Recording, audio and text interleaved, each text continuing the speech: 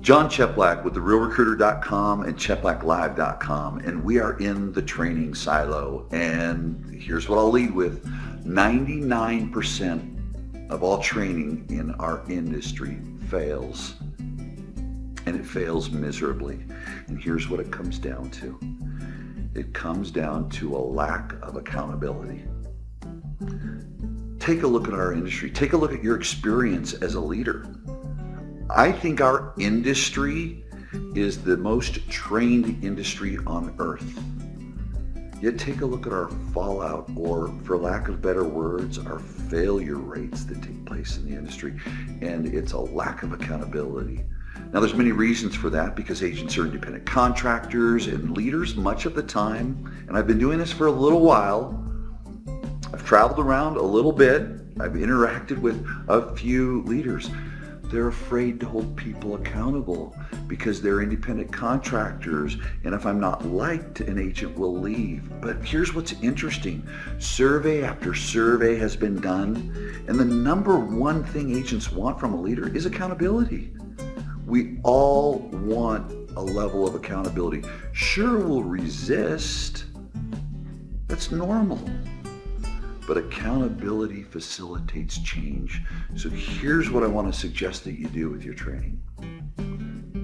Have a great class title. Have great content. Nothing longer than 1 hour.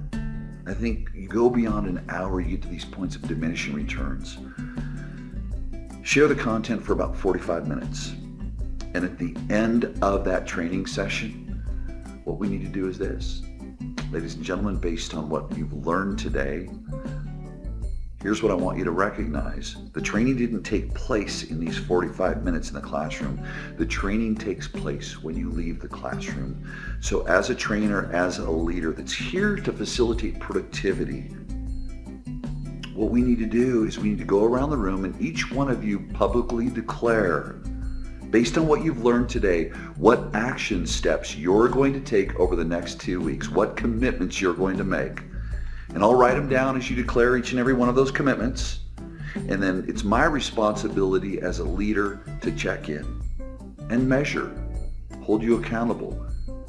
And keep in mind, I want to remind you that accountability is observing or noticing without judgment. We're going to check in, we're going to measure, and what's going to take place is you're going to self-discover what worked, what didn't work, what you would do differently. And as we constantly do this, we create a higher awareness for you. You start to discover some things. You find out what's getting in the way. Certainly the skill sets are important, but if we don't couple the skill sets that we transfer to you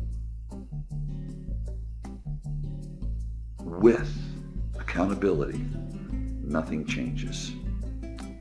And so you use those dialogues with those agents in the class, have them go and stand up and declare, here's what I'm going to do over the next 2 weeks. And then what you do is you do your job as a leader and you check back with them in 2 weeks and measure. Here's what you committed to. Did you do it or didn't you? What got in the way? In the realm of all that's possible, could you have kept that commitment? What did you learn? What are you going to do different? And finally, acknowledge them for what they did do. Get some accountability into your training and watch productivity change. Training is just training without accountability.